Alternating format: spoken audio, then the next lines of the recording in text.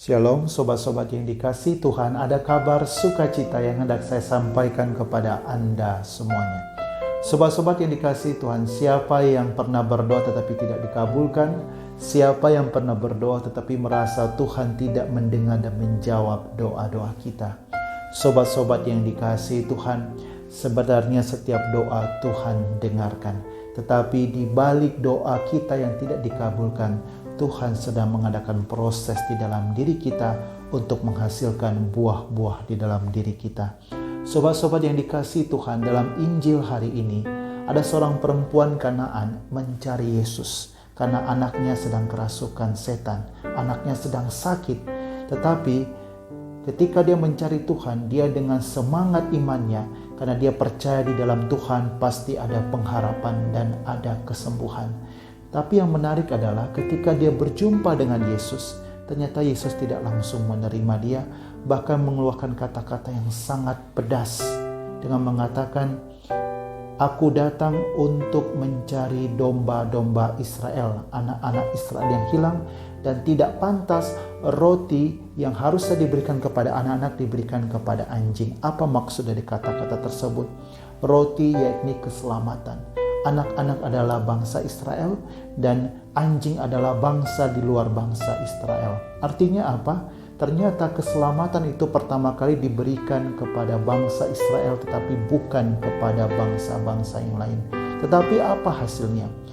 Meskipun mendengar begitu kata-kata yang sangat pedas dari Yesus, perempuan Kanaan ini tetap mencari Tuhan. Dia tekun dan dia terus mengikuti Tuhan, dan bahkan dengan iman dia mengatakan, "Benar Tuhan."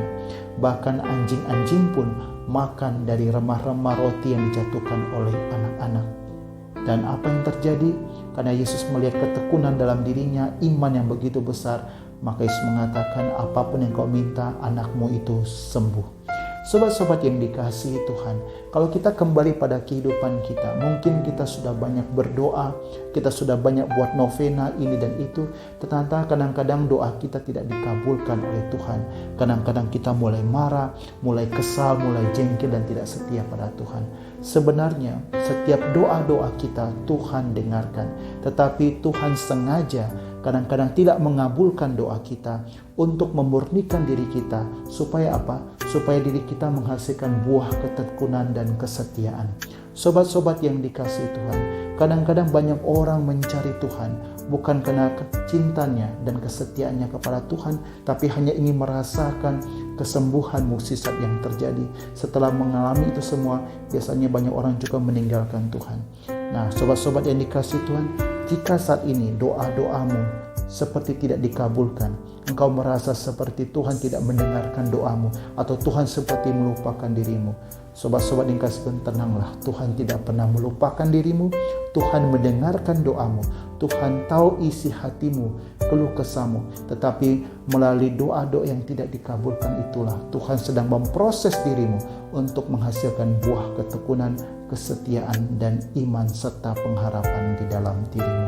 Tetaplah bertekun seperti perempuan Kanaan tersebut, dan lihatlah Tuhan akan mengerjakan keselamatan mukjizat di dalam dirimu. Shalom, Tuhan memberkati Anda semuanya.